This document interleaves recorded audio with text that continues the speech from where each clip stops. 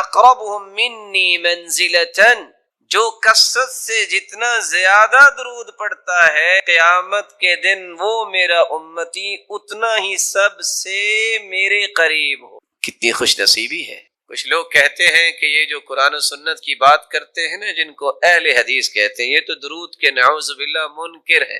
منکر نہیں کہتے، منکر کہتے ہیں، کیونکہ ان بیچاروں کو یہ نہیں پتا ہوتا کہ منکر اور منکر میں بھی کیا فرق ہے۔ جبکہ کتاب و سنت کو سمجھنے والے کیا کہتے ہیں کہ ساری زندگی دعا کرتے رہو، اگر تم درود نہ پڑھو وہ دعا قبول ہونا تو دور کی بات، وہ دعا تو آسمانوں تک چڑھتی نہیں۔ تو پوچھے تو صحیح نا ہم سے کہ ہمارا موقف کیا ہے۔ خود سے ہی بات بنا کے کہہ دیں کہ قرآن و سنت کو ماننے والے ایسا کہتے ہیں، ہم تو نہیں ایسا کہتے۔ ہم تو کہتے ہیں دنیا میں سب سے بڑا خوش نصیب ہی وہ ہے جو اللہ کے ذکر کے بعد سب سے زیادہ درود پڑھتا ہے۔ رسول اکرم صلی اللہ علیہ وآلہ وسلم نے اسی لیے صحابہ کرام سے کہا تھا، من صلی علی او سأل لی الوسیلہ حقت علیہ شفاعتی یوم القیامہ، جو شخص درود پڑھتا ہے اور پھر میرے لیے وسیلہ طلب کرتا ہے، قیامت کا دن ہوگا میں اس امتی کی شفاعت کروں گا، سفارش کروں گا۔ صحیح ترغیب کی روایت 1668 رسول اللہ صلی اللہ علیہ وسلم نے فرمایا، اولی الناس بی یوم القیامہ اکثرهم علی صلاۃ، قیامت کے دن سب سے پیارا اور قریبی میرے وہ ہوگا جو سب سے زیادہ مجھ پہ درود بھیجنے والا۔ بلکہ اللہ کے رسول صلی اللہ علیہ وسلم نے فرمایا تھا، ابخل الناس من ذکرت عنده فلم يصلی علی۔ بخیل تو دنیا میں بہت ہیں، لیکن سب سے بڑا بخیل کسی نے دیکھنا ہے تو وہ ہے جس کے پاس میرا تذکرہ ہو اور پھر وہ درود نہ بھیجے۔ یہاں رک کے میں ایک گزارش کروں گا، بڑوں سے بھی اور چھوٹوں سے۔ کچھ تو اللہ کے رسول کے دشمن ہیں، کافر، کچھ ایمان لانے کے باوجود بھی دشمنی کرتے ہیں کیونکہ اللہ کے رسول کی بات نہیں مانتے اور آپ کے وزیروں اور مشیروں کو برا بلا کہتے ہیں، یہ بھی دشمنی ہے اللہ کے رسول۔ اور کچھ لوگ چاہتے نہ چاہتے بھی بخیلی کر جاتے ہیں اور بخل کرنے والوں کے صف میں کھڑے ہو جاتے ہیں اور اپنے آپ کو نیک بھی کہتے ہیں۔ آپ پوچھیں گے وہ کیسے؟ اپنا نام آئے گا تو 4 سابقے 4 لاحقے، ایم اے پاس ہے، بی اے پاس ہے، اور یہ ماسٹر کیا ہے، یہ ایم فل کیا ہے، پی ایچ ڈی کی ہے، اس کے بغیر نام لکھنا بولنا سننا پسند ہی نہیں ہے۔ سرتاج رسول صلی اللہ علیہ وسلم کا نام آئے گا تو کیا ڈال دیں گے؟ صاد۔ بخیل ہے۔ تیری زبان کی سب سے بڑی سعادت یہ ہے، تیرے قلم کی سب سے بڑی سعادت یہ ہے اس زبان کی نوک پہ بھی آئے محمد الرسول اللہ صلی اللہ علیہ وسلم۔ اس سے بڑی سعادت کیا ہے قلم کی؟ وہ ساری دنیا کی باتیں لکھ لے، اللہ کے ذکر کے بعد محمد مصطفیٰ کا نام آئے تو صلی اللہ علیہ وسلم نہ کہے، سعادت کیسے؟ خوش بختی ہے۔ تو میں بات اگلی کرنے سے پہلے ایک وعدہ لینا چاہوں گا، اور اگر اس وعدے پہ ہم سب پختہ ہو جائیں تو آج کی مجلس اس کا فائدہ ثابت ہو جائے گا۔ کون ہے جو آج کے بعد جب بھی لکھے گا وہ صاد یا صل عام نہیں لکھے گا بلکہ پورا لکھا کرے گا صلی اللہ علیہ وسلم؟ کون کون وعدہ کرتا؟ آپ اہل علم ہیں، آپ کو ان باتوں کا خیال کرنا چاہیے۔ کچھ لوگ سارا کچھ لکھیں گے، بسم اللہ الرحمن الرحیم نہیں لکھیں گے، 786 لکھ دیں گے۔ ان مسکینوں سے پوچھو 786 بنتا کیسے ہے؟ ابجد حوض حقی کو بھی نکالیں تو 786 بنا کے دکھائیں۔ عادات کا علم جو ہے اس میں بھی دیکھیے۔ پھر اللہ عز و جلال کے نام میں بخل، دنیا میں کسی سے محبت ہو تو اس کے تذکرے نہیں زبان پہ ختم ہوتے، تو رب تعالی جو خالق و مالک ہے اس کا نام مبارک لیتے وقت جو کہے کہ 786، یہ وہ رویے ہیں جو بتاتے ہیں کہ اللہ عز و جلال کی عظمت سے متعارف شخص نہیں ہے۔ آپ صلی اللہ علیہ وسلم نے فرمایا، صحیح ترغیب کی روایت ہے 1675، کل دعاء محجوب حتی یصلی علی محمد، ہر دعا روک دی جاتی ہے، وہ پہنچتی نہیں آسمانوں تک جس میں درود نہیں ہوتا۔ بلکہ حسین ابن علی کی روایت ہے صحیح ترغیب کی 1681، من ذکرت عنده فخطئ الصلاة علی خطئ طریق الجنہ، جس شخص کے پاس اللہ کے رسول صلی اللہ علیہ وسلم کا تذکرہ کیا جائے وہ درود پڑھنا بھول جائے، وہ درود پڑھنا بھولا نہیں، جنت کا راستہ بھول۔ یہ ہمارا موقف ہے۔ اس پہ کوئی اشکال ہے تو کوئی بتائے. ہمارا تو موقف ہے دعا ہی قبول نہیں ہوتی، دعا چڑھتی نہیں ہے، وہ جنت کا راستہ ہی بھول جاتا ہے. کون کہتا ہے کہ قرآن و سنت کی بات کرنے والے درود کے منکر ہے؟ یہ صرف حاسد اور ناقد جو ہے جس کے پاس کوئی دلیل نہیں بنتی تو پھر وہ تانے دیتا ہے. تان و تشنیع کرنے والے کبھی بھی فلاح نہیں پاتے. اللہ کے رسول صلی اللہ علیہ وسلم پر درود بھیجنا یہ ہر مسلمان کی سب سے بڑی سعادت ہے. اللہ جلال کے ذکر آپ صلی اللہ علیہ وآلہ وسلم کی محبت کا یہ تقاضا کہ آپ پر درود پڑھا جائے. اس کے بارے میں ایک ضروری بات سمجھنے والی ہے. کتنے لوگ ترجمہ کرتے ہیں ان اللہ وملائکتہ یصلون علی النبی، ان اللہ وملائکتہ، بے شک اللہ ذوالجلال اور اس کے فرشتے، یصلون علی النبی، وہ نبی پر درود بھیجتے ہیں. یہ ترجمہ ٹھیک نہیں ہے. یا ایھا الذین آمنوا صلوا علیہ وسلموا تسلیما، اے مومنو تم بھی درود پڑھو. لفظ صلاۃ جب اس کی نسبت اللہ ذوالجلال کی طرف کی جائے، ویسے تو صلاۃ کے 18 معنی ہیں عربی زبان، لیکن جب یہ کہا جائے صلی اللہ، اس کا مطلب ہوتا ہے اللہ ذوالجلال رحمتوں کی برکھا برسائیں گے، تعریف کریں گے. والثناء، فرشتوں کے سامنے اپنے محبوب کے تذکرے کریں گے کہ یہ میرا محبوب ہے جو سرتاج رسول. وہاں درود معنی نہیں ہوگا. لفظ صلاۃ جب فرشتوں کے ساتھ استعمال ہو، صلت الملائکہ، فرشتوں نے صلاۃ پڑھی، کیا مطلب؟ وہاں بھی درود کا معنی نہیں ہو. بلند مقام کے لیے برکت کی دعائیں کی فرشتوں نے، بخشش کی دعائیں کی. صلی الرجل، جب لفظ صلاۃ کو کسی انسان کے ساتھ، ذوی العقول کے ساتھ استعمال کیا جائے، اس کا مطلب نماز پڑھنا بھی ہوتا ہے، اس کا مطلب درود پڑھنا بھی ہوتا ہے، اور دیگر معانی بھی اہل لغت نے بیان کیے ہیں. لیکن اگر غیر ذوی العقول کے لیے استعمال ہو، صلت الطیور والحیوانات، پرندوں نے درود پڑھا، یہ ترجمہ نہیں ہوتا. وہاں ترجمہ ہوتا ہے پرندوں نے اللہ ذوالجلال کی حمد و ثنا بیان کی، اللہ ذوالجلال کی تعریف کی ہے، حمد بیان کی. تو قرآن مجید کے ترجمے کو صحابہ کرام، تابعین اور تبع تابعین اور لغت کو سمجھنے والے لوگ ہیں، ان کے کیے گئے ترجموں کی روشنی میں ہی اختیار کرنا چاہیے. آپ کی محبت کا ایک ساتواں تقاضا بھی ہے، آپ کی محبت میں غلو نہیں کرنا چاہیے. یہ بھی ایک بات سمجھنے والی ہے. محبت وہی ہے جس کا تذکرہ اللہ ذوالجلال نے قرآن میں کر دیا. بھلا اللہ سے بڑھ کے بھی کوئی محبت کی حقیقت کو پیش کر سکتا ہے؟ محبت وہی ہے جو اللہ کے رسول نے خود سمجھا دی کہ یہ میرے ساتھ محبت کرو. غلو نہیں، حدود سے تجاوز نہیں، حدود کو کراس نہ کیا جائے. صرف 3 آیتیں اگر آپ ان کو یاد رکھیں تو کبھی بھی آپ غلو کا شکار نہیں ہوں گے. سورۃ الانعام کی 50 نمبر آیت، سورۃ الاعراف کی 188 نمبر آیت، اور سورۃ الکہف کی آخری آیت 110 نمبر آیت. اللہ ذوالجلال فرماتے ہیں قُل لَا أَقُولُ لَكُمْ عِنْدِي خَزَائِنُ اللَّهِ وَلَا أَعْلَمُ الْغَيْبَ وَلَا أَقُولُ لَكُمْ إِنِّي مَلَكٌ إِنْ أَتَّبِعُ إِلَّا مَا يُوحَىٰ قل هل يستوي الأعمى والبصير أفلا تتفكرون. قل لا أقول لكم عندي خزائن الله، میں بڑی محبت کے ساتھ، ادب کے ساتھ، احترام کے ساتھ یہ پیغام پہنچانا چاہتا ہوں ان مسلمانوں تک بھی جو محبت کا دعویٰ بھی کرتے ہیں اور اس آیت کی روشنی میں محبت کے زاویوں کو اختیار نہیں کرتے، غلو کرتے ہیں. کیا کہتے ہیں کہ خزانوں کا مالک ہے تو اللہ کا رسول نہیں. میرے محترم، خزانوں کے مالک اللہ ذوالجلال ہے، کیونکہ اللہ ذوالجلال نے اعلان بھی کروایا ہے تو اسی ہستی سے.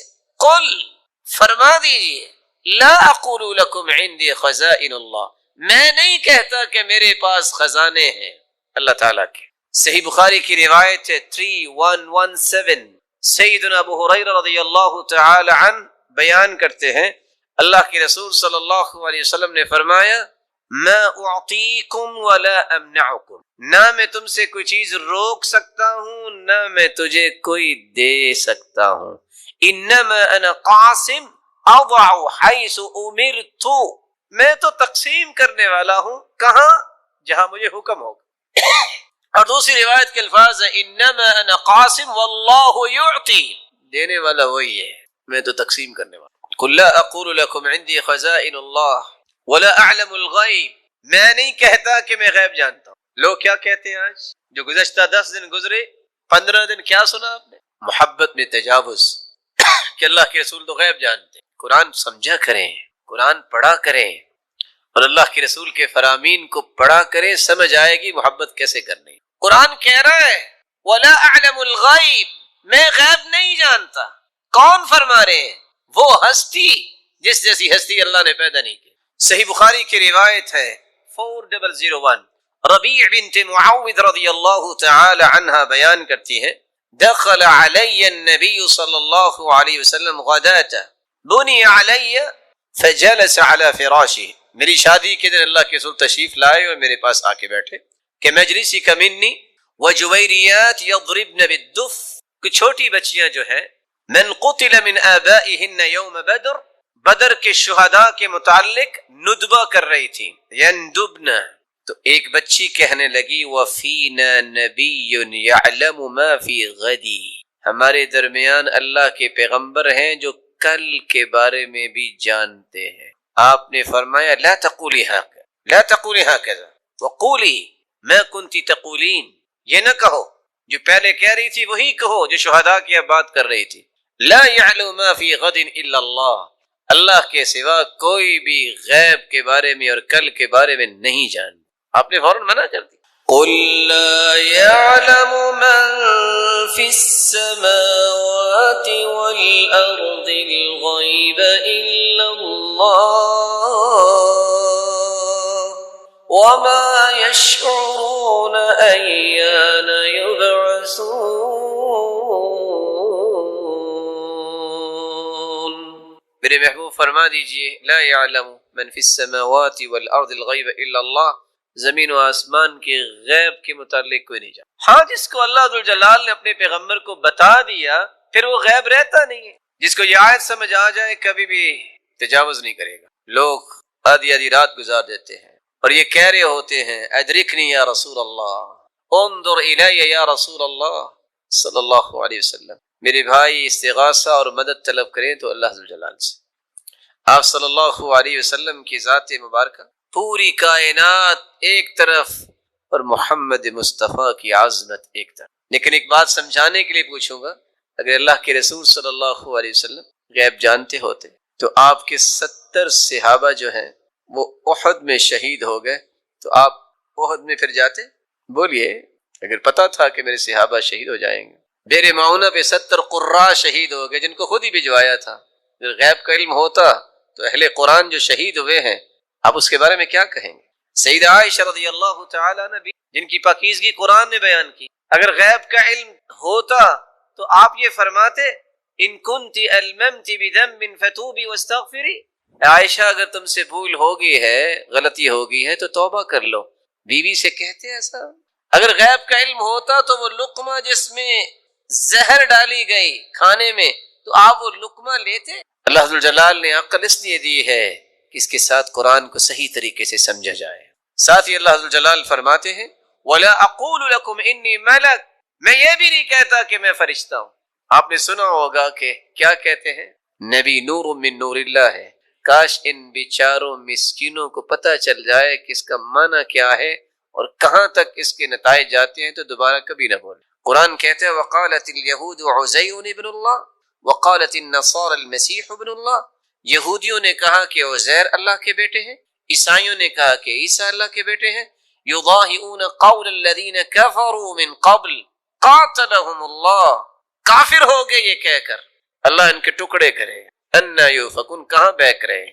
یہودی اگر کہیں کہ عزیر علیہ السلام اللہ کے بیٹے ہیں اور عیسیٰ علیہ السلام کے بارے میں عیسائی کہیں کہ وہ اللہ کے بیٹے ہیں، ان کے بارے میں تو قرآن نے یہ کہا ہے، تو کوئی مسلمان کہے کہ نبی نور من نور اللہ ہے، وہ اللہ کے نور میں سے نور ہے تو ان کے بارے میں کیا؟ رسول اللہ صلی اللہ علیہ وسلم نے فرمایا جو ایک مرتبہ درود پڑھتا ہے اس کو 10 انعامات سے نوازا جاتا ہے۔ ایک حدیث میں 3 انعامات کا تذکرہ ہے۔ ابو طلحہ رضی اللہ تعالی عنہ سے مروی ہے، رسول اللہ صلی اللہ علیہ وسلم نے فرمایا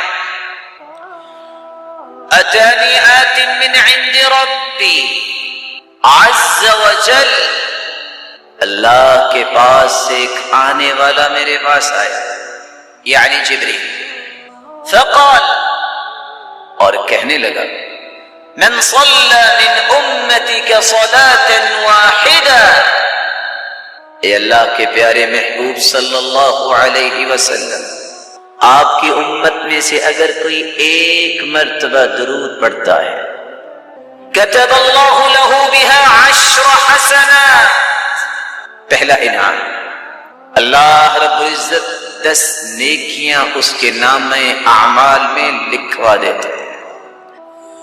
وَمَحَى عَنْهُ 10 سَيِّئَاتٍ، 10 گناہوں کو معاف کر دیا جاتا ہے۔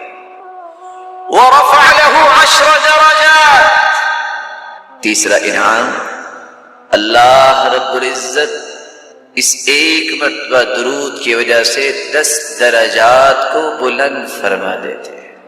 وَرَدَّ عَلَيْهِ مِثْلَهَا، اور اللہ اس پر اپنی رحمتوں کا نزول فرماتے ہیں۔ چوتھا انعام عبد الرحمن بن عوف رضی اللہ تعالی عنہ سے مروی ہے، خرج النبی صلی اللہ علیہ وسلم فاتبعته، اللہ کے رسول صلی اللہ علیہ وسلم نکلے، میں بھی آپ کے پیچھے پیچھے۔